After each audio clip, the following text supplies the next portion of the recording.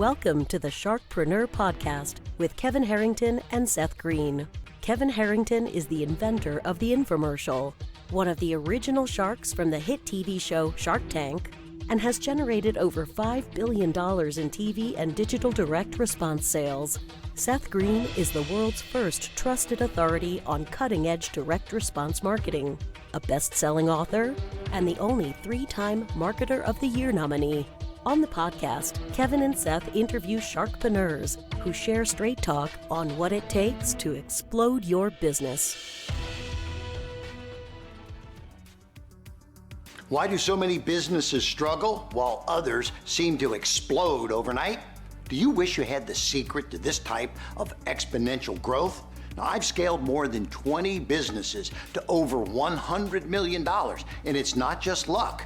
In my new book with Mark Tim, Mentor to Millions, you'll learn the repeatable framework I use in all my business ventures for massive success. Order at kevinmentor.com and get over $1,000 in bonuses. Head to kevinmentor.com. Welcome to the podcast. This is your co-host, Seth Greene. Today, I have the good fortune to be interviewing Shiobhan Olivero of Olivero Law. Shiobhan, thank you so much for joining us.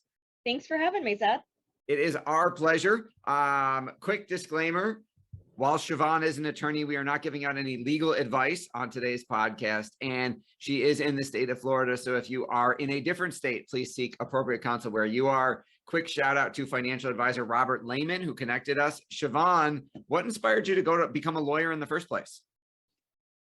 Well, you know what? I don't really have a great exciting story for you on that one, right? So, in kindergarten, when they ask you, what do you want to be when you grow up? I went lawyer. So that's what I did. It took some time to get there. Some challenges came up in life, as they always do. But then I finally did what I needed to do to go to law school and become a lawyer. So. All right. Well, congratulations on doing that. I mean, you graduated top 4% of your class. So obviously you did very well in that department. How did you then arrive at the areas of practice that you are in now? So I currently do criminal defense and family law. And criminal defense I've been in for years. I was a paralegal for 10 years before I went to law school for criminal defense attorneys in the Tampa Bay area. So I love criminal law and have always worked in that in my legal career. So knew that's what I wanted to do as an attorney when I got out. So went to law school. I did a brief stint of about 10 months with a civil firm and realized that criminal is definitely where I want to be, because I find civil boring, sorry, but it is. And so criminal's a lot more exciting and interesting, and where my passion is. So started at the public defender's office, and then, made some changes, ultimately opening my own firm. And then decided when I opened my own firm, you need another practice area generally to go along with that. So chose family law. I'm divorced myself. So having already gone through the process, was familiar with it. I actually went to law school as a single mom after I divorced my ex-husband. So wow, when my son was 6 years old. And so wanted to do that to help people see that it's never too late, and divorce isn't the end of the road, but can be a great beginning, actually. So. Well, congratulations on that silver lining. So I'm hoping, and from the majority of our listeners, probably will hopefully never need a criminal defense attorney. So let's talk more about the family law side. What does when someone asks you what you do, when you say, I practice family law, what does that mean to you? What does your daily practice look like? We do everything in family law that's associated with what we as practitioners know inside of family law. So we do divorces, contested, uncontested. We do paternity cases, which are those custody cases for unmarried parents. We do modifications. So after you get your divorce judgment and you need to come back and modify those agreements, time-sharing plans, marital settlement agreements, we do modifications. And we also do contempt, enforcement of agreements, and the whole realm of family law. What do you think are some of the most common, misconceptions people have about family law? Oh, one of the biggest ones is that my child can come to court and tell the judge what they want as soon as they are 12 or 13. That does not happen here in Florida. Your kids are not allowed to come to court at all. They can't talk to the judge without a very, very good reason. All right. And then what are some of the most common mistakes people make when it comes to family law that you're helping them fix? Well, one of the biggest mistakes is one, thinking they can do it on their own. So, family law has so many details and intricacies to it that you really do need somebody on your side to help you through those things, especially if you're divorcing with assets and children.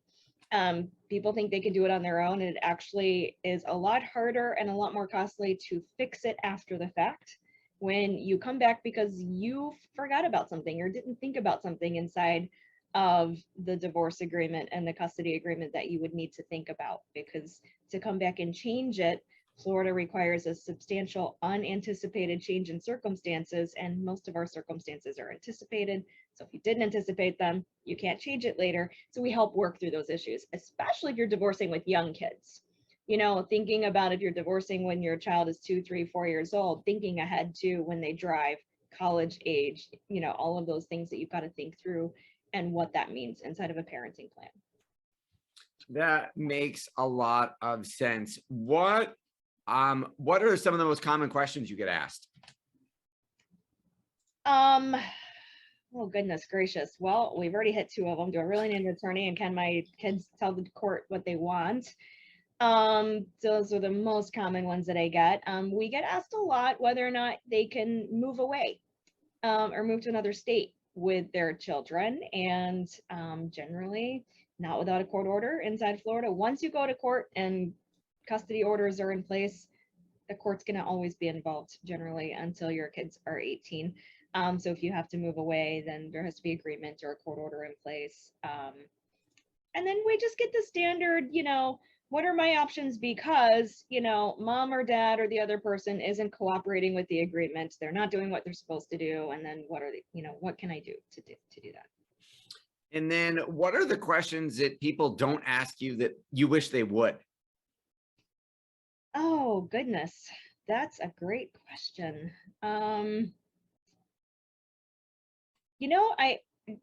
There's so much involved in family law that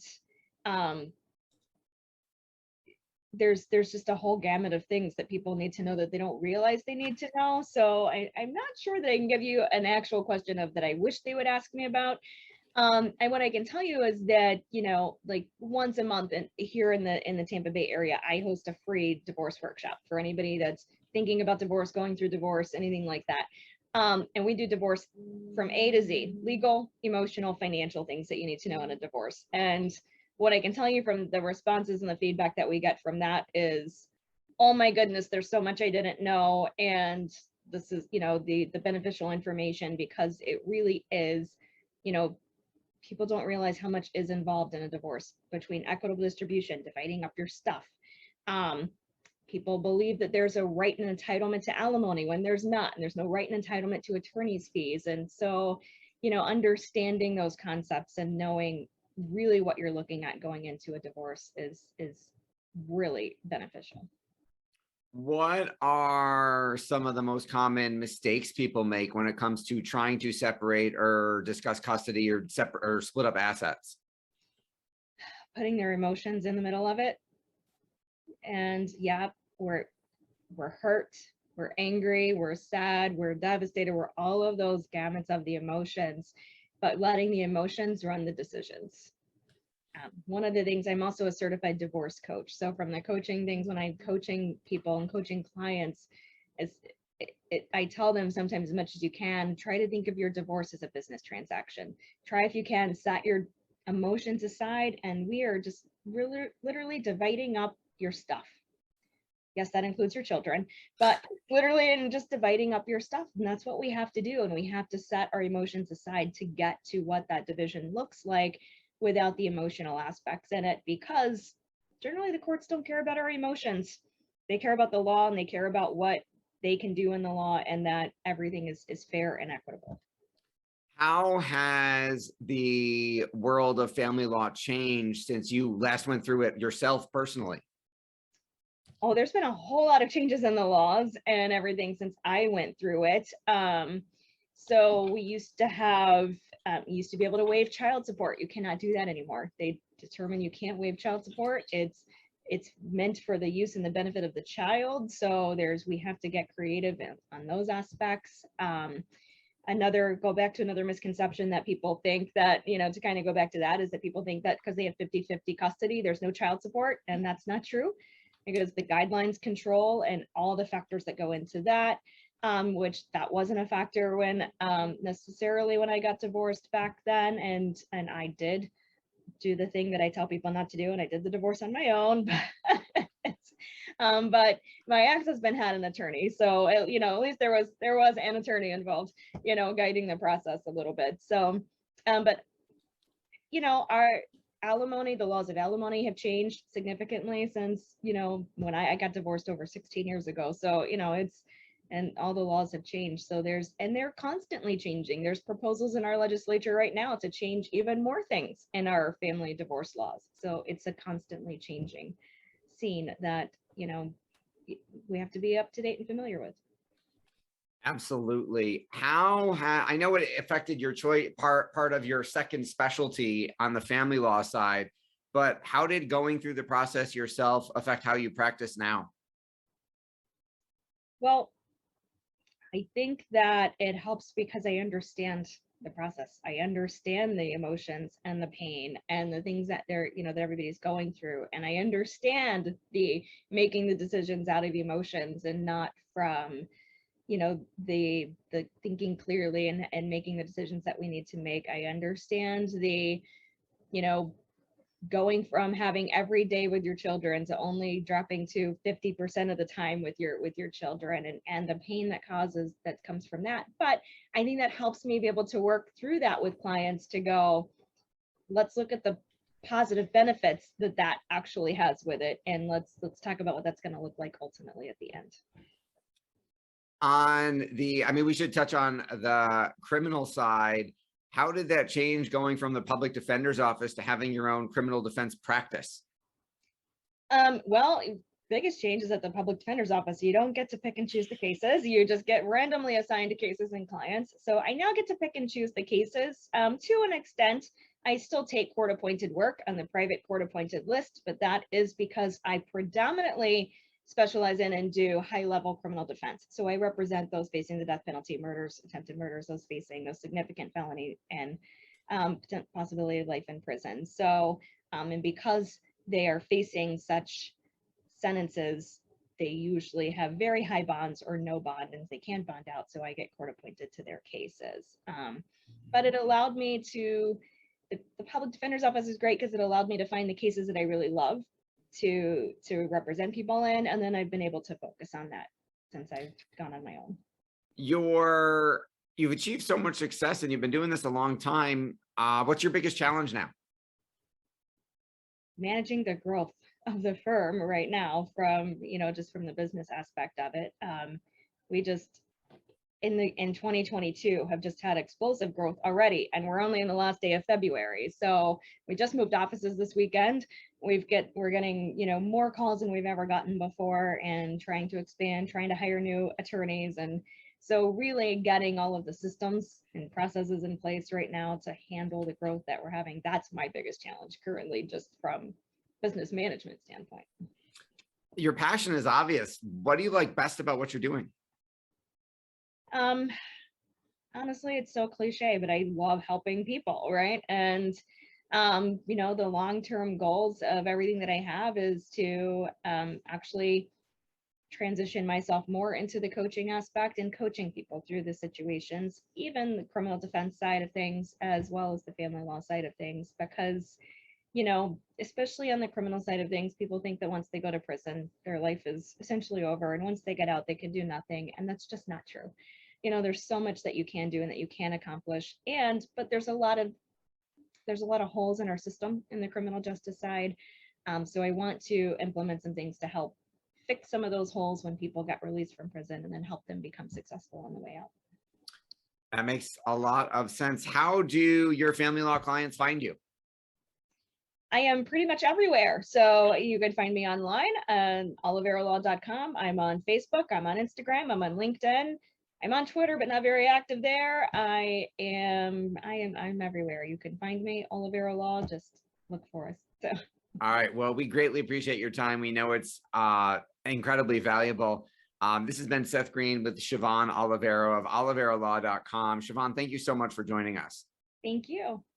Thank you, everyone, for watching or listening. We will see or talk to you next time. Thanks again to Robert Lehman for the introduction. Do you need money to fund your idea, product, or service? Are you ready to take your business to the next level, but need capital to get it done? Kevin Harrington has heard more than 50,000 pitches and knows how to help you make the perfect pitch to get the funding for your entrepreneurial dream. He's distilled the process down in his perfect pitch cheat sheet, and it's yours for free. Just text PITCH to him right now at 727-888-2100. Text PITCH to 727-888-2100 right now and claim your free perfect pitch cheat sheet. Text PITCH to 727-888-2100 to start funding your dream today. This show has been produced by Market Domination, LLC. To discover how you can have your own show completely done for you and turn it into a real published book and become the authority in your marketplace, go to www.marketdominationllc.com/podcast offer.